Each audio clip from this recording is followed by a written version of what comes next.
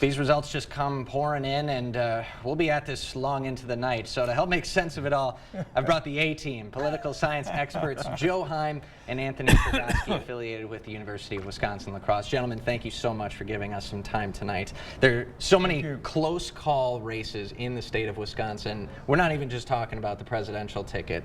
Up and down this ballot, it's the epitome of a battleground state. Let's touch on U.S. Senate between Eric Hovde and the incumbent Tammy Baldwin. About 2 million votes cast to this point. Eric Hovde about up a percentage point, but again, too close to call. It could be the early morning hours before we get a definitive answer here. But Joe, when we came into this race, Tammy Baldwin had the name recognition and established Democrat presence in the Senate, and Eric Hovde was labeled as more of an outsider of the state of Wisconsin, given his connections to the West Coast and the state of California. How has he been able to pull back to essentially overtake Baldwin at this juncture? You have to say it's money and advertising. Early on, she's much better known. She's very popular. The Marquette poll, for example, identifies her as being one of the more popular people in Wisconsin. But the fact is, and she tried to label him and identify him and essentially define him early on, and it worked. And she moved out to a 5-6 point lead in the polls that I saw. His ads, however, have been very effective at attacking her and criticizing her.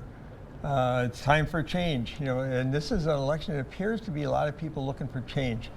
So Hovde, who ran, by the way, one other time in Wisconsin and lost, was able to overcome the initial negativity to his campaign. Yeah, 2012 lost the primary to Tommy Thompson, who then lost to Tammy Baldwin. By the way, this campaign is going to break all records of fundraising and money, and he's using a lot of his own cash. That's very true. A self-made businessman running a bank out west. Anthony, on this 3rd congressional district, again, the margins are so very tight here.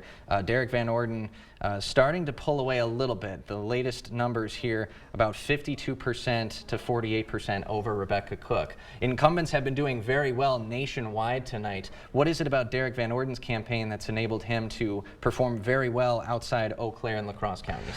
I think using that incumbency advantage, Ken, Derek Van Orden this time running as a political outsider still, but also running as someone who is currently in Congress, threading that needle in order to attract that support. Now, Democrats have invested a lot more money in trying to oust him compared to the 2022 election cycle.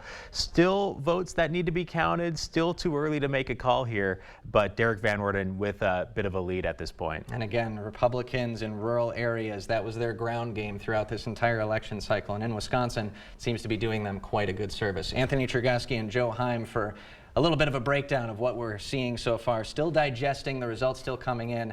Can't call anything just yet here in Battleground, Wisconsin. We'll take another short break, have some updated numbers for you right after this.